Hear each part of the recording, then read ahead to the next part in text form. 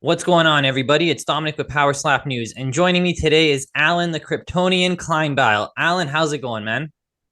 I'm doing well. How are you, man? I'm good. Thanks for joining me today. I want to talk about Power Slap 3, but before we do that, let's briefly chat about Power Slap 2. You're coming off a big win. What has that done for your life, like your day to day? What has changed for you since that event?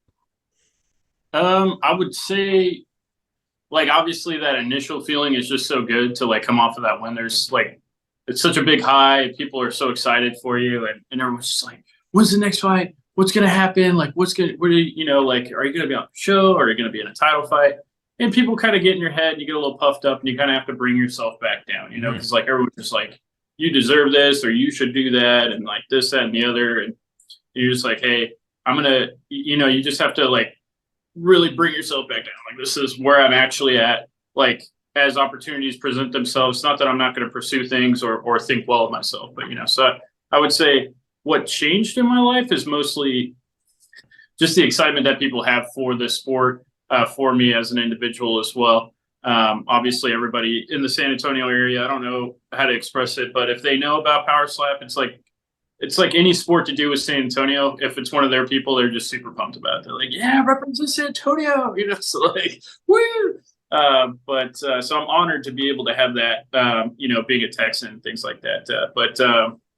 Oh yeah, personally for me, I took it like a loss, mostly in my mind. Like, once I came down off of that high, I was just like, all right, you know what? This is a loss for you because I don't want to get driven. I don't want to get in that win mindset. Like, I won. Like, I don't need to worry about it. I'm the best. I just was like, in my mind, I lost, even though I won. Right. So that way I go harder in the gym.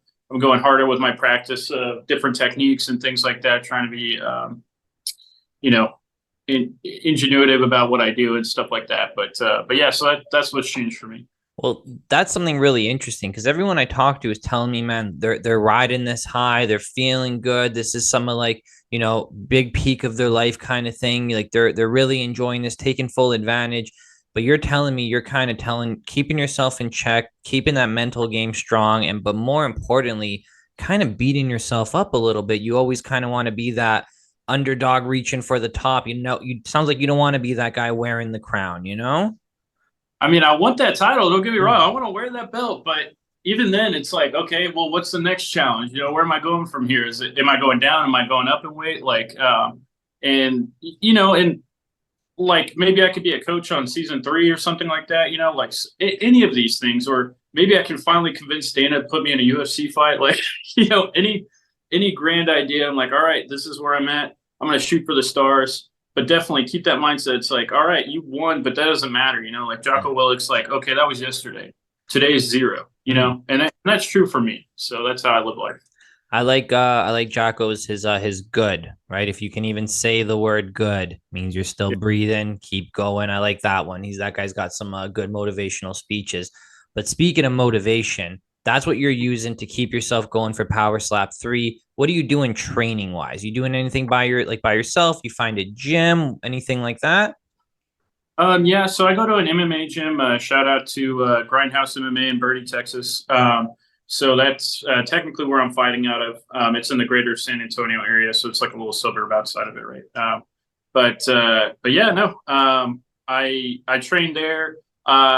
Through some advice, I was going to get harder into the MMA after Power Slap 2, but everyone that I kind of talked to was like, you should take a step back from it, at least until you get that title fight underneath your belt, and then that way you don't have to worry about an injury so much. It's like, okay, like, become more established. Like, you want to, that's great. Don't screw yourself over by getting injured in a jujitsu rolling match, or in a sparring session because someone gets too aggressive because they want to beat the guy who's involved with UFC or whatever. So that's obviously a reality. like, so I'm training there. I do a lot of weightlifting, a lot of core exercise, and a little bit of legs. Mostly because if I do more legs, my concern there would be that I would gain too much weight. Hmm. Um, so Yeah, yeah. I don't know. I just build a lot of muscle there really quickly. So I'm like, oh crap, I can't do too much. um, I was just trying to keep it balanced, but also increase that upper body strength and then that core strength, especially. So that way, when I'm coming up with that slap, you definitely want the leg strength, but it's already there for me. So I'm just maintaining mostly and then building up that core strength. And Well, upper body. one thing I noticed you didn't mention there was neck. Everyone's telling me they're coming up with new ways to train the neck. They're doing bells, they're doing weights, they're coming up with like straps. Like everyone's trying to figure out something without hurting their neck to train the neck. I noticed you didn't mention neck. You doing anything for neck training, or are you more of a jaw? Like where do you think the defense lies? I do light neck training. So my and I hate to give this information up, but I'll just for your sake, right? So You can hold some stuff to the chest. You can hold some stuff, keep it tight. okay, well, no, I'll do it for you. It's fine. For me, I do lightweight neck training, right? And so I believe like for instance, I wouldn't allow anybody to slap me in preparation, right? I wouldn't. And in the same way, I don't want to damage my neck in any way. So I know that they're saying the same thing, but within that, it's just doing lightweight, repetitive, and knowing how to take a hit from like boxing and things like that. I'm not as concerned because what I noticed was some of these guys worked out their neck like crazy, but somehow they were still doing this jostling reaction, right? So I don't know that it's so much how strong your neck is as opposed to how you take the hit itself. So I'm doing that lightweight workout, maintaining strength in my neck, but not overdoing it because I think that exertion kind of makes, I don't know, there's something there. I'm not exactly sure. I'm not a scientist by any means, so I can't tell you exactly what it is, but I noticed a lot of guys, I worked out my neck really hard, but then somehow they still got knocked out. It's like, well, what's really underneath that? So you think Yeah. there's a little bit more of a technique there? Like we saw Cole Young kind of do the hit and kind of turn and walk a little bit and kind of take that momentum with it. I know some people got mixed reactions. They were telling me, yeah, but that doesn't sell it to the judge. You kind of want to sit there like the Iron Giant and just like stone cold, didn't get moved. Like, you know what I mean? Other people are telling me, you know what, Dom, he didn't get hurt. Like he rolled with it, he took it. Where's your thoughts on that? Are you taking a chance on like twisting your head with the blow, or are you just hoping that you got it? Yeah, I'm gonna hold that one to the chest. Okay, So fair. that's here.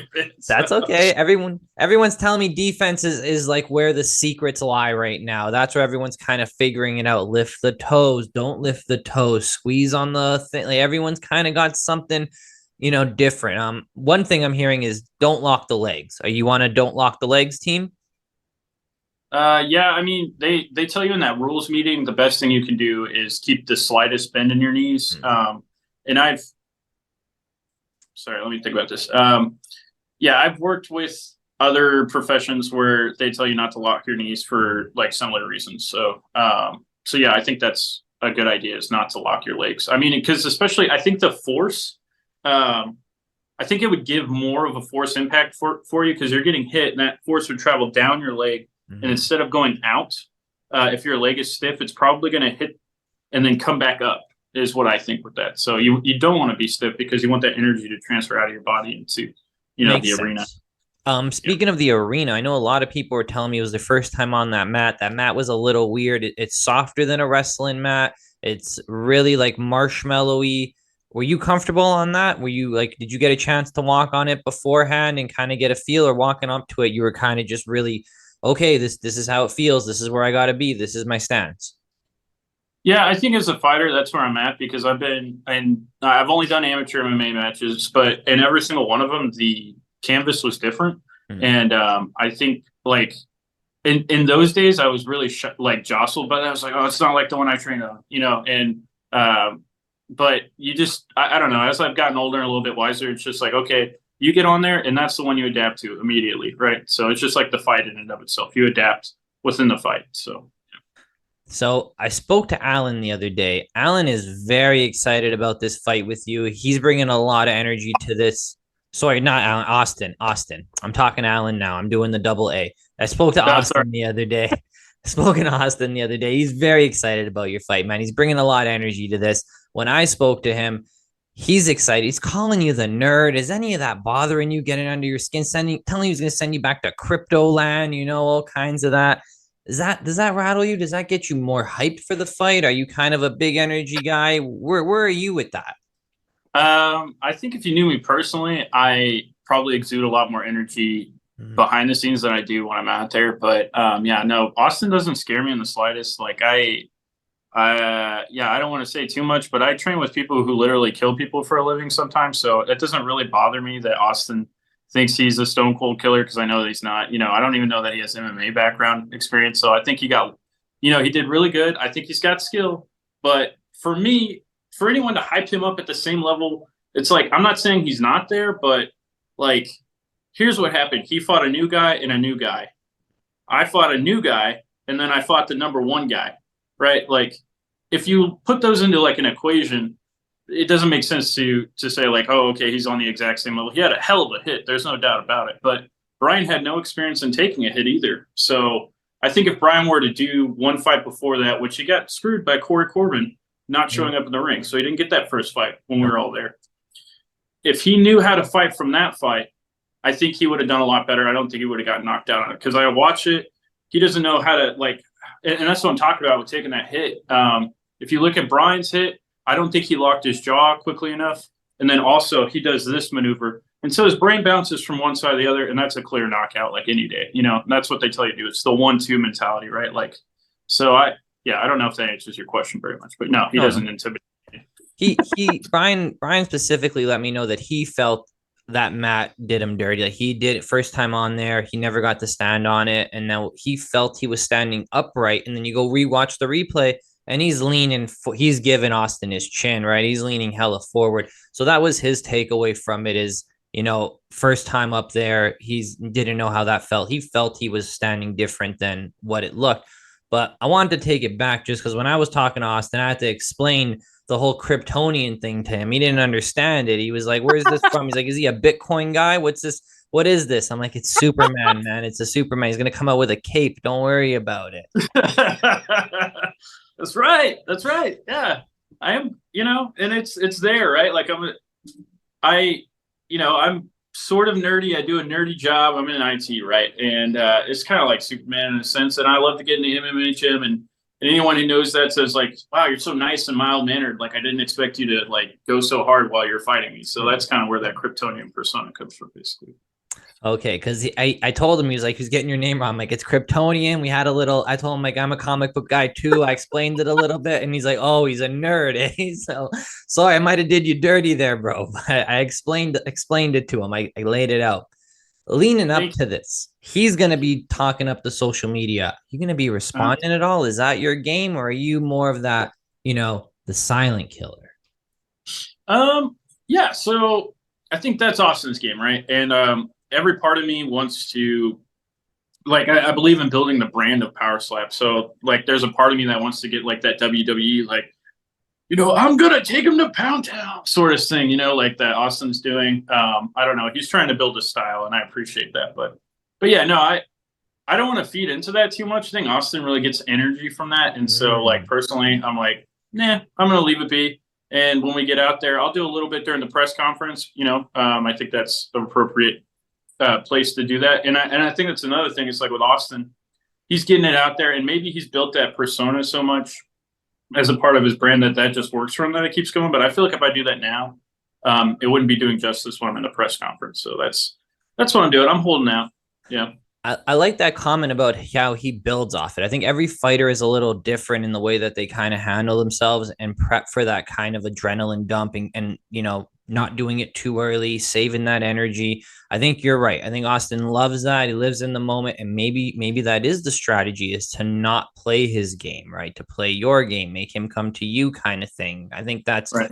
A very interesting take. Like, you're giving me a lot of interesting takes today. No one's telling me about checking yourself after the wins. Everyone's telling me riding high. You're telling me, nope. I'm sitting there looking in the mirror like, Alan, we lost. We didn't do well. We lost out. What bonus? We didn't get a bonus. What are you talking about? Right? Like, that's right. Got to come back harder next time. But you really got like a different head towards a lot of this. Is that from your MMA experience, you think, or is that just from your life experience? I think that's a really good question. I like the way you frame that, because I think it's from both. And like, my core motivation is something that I hold dear to my heart, and I'll probably keep it there. But I think that's one thing that makes me different from a lot of fighters is my vision for my life, right? So my motivation is very much more long-term than most people. I'm thinking like 30 or 40 years ahead. I'm not thinking about tomorrow. I'm not thinking 10 years down the road. I'm like, okay, these are the steps I need to take in order to achieve my long-term goal. And so for me, it's much more than just stepping into the ring and being a fighter. Like being a martial artist is a part of my life. But yeah, that mentality I think kind of breeds from that. It also comes from my faith a little bit, you know. So as a Christian, I think it's important to look in the mirror and go, look, you're not Jesus. You know, like, take a step back down. Yeah, this is, you know, like this is a phenomenal moment, and everybody thinks it's really great, but you know, you are a human. One day you will die, and that's just a fact. But in the meantime, you know, obviously, be the best that you can be. And so, if I take yesterday and I put it up on this pedestal, then I'll keep trying to aim for yesterday. If I look towards the future and I say I consider yesterday a loss because it's gone and nothing that happened yesterday, I can't do anything to it. You know, I can cherish it a little bit, and I like to visit those memories. But from my life experience, you know, sometimes you get stuck in the past a little bit. And so I'm looking just straight towards the future. Like, great, I'm glad I won, but tomorrow is my goal. So. Well, honestly, man, sounds like you really do got your head in the right spot. I know a lot of people tell me this game is mental, mental, mental. Sounds like you're very strong in that mental. You got this long-term figured out, long-term plan, not looking at tomorrow. I know Austin's got his game. He's hyping up. He's doing his thing. I think this is going to lead to a really good match. Do you think this is going the distance? What do you mean? The match itself? The fight itself. You going 3 rounds? I'm putting Austin down that first round. I'm not going to give him a chance. So I would love to entertain the crowd by giving them multiple chances to see him hit me and whatnot, you know, like I did with Vern. But you know what? I don't want to even give him that 1% chance that he can knock me out. I'm just going to put him down. So. That's it. Yeah. I'm excited to see it. July 7th, going to be live on Rumble. Make sure you're checking it out. If you're not following, make sure you're following Alan. I'll have all his links down below. Go check out his last couple fights. They're pretty awesome. He's on a 2-fight win streak. Alan, before I let you go, anything you want to let the people know? Man, support Power Slap Network. Like these guys, that's where it's at, man. If it wasn't for them, our story wouldn't be out there. We couldn't build ourselves up, and it would be very one-sided information. So if you have a chance, find a way to support these guys. So yeah, that's the one thing I would say to everybody. I appreciate you, man. I appreciate your time. I'm really looking forward to this fight. I think it's going to be one of the ones on the card that's going to drum up a lot of social media attention. So get ready for that. Probably going to get a few haters coming your way. I think you're going to have the mental fortitude to get through that. I know some people get too caught up into that and responding to every comment. I don't see you out there on Instagram responding to everything. So I think you'll be all right. But get ready for a wave. I think you two are going to be making some big waves in the sport. Thank you so much for your time, Alan. Thank you.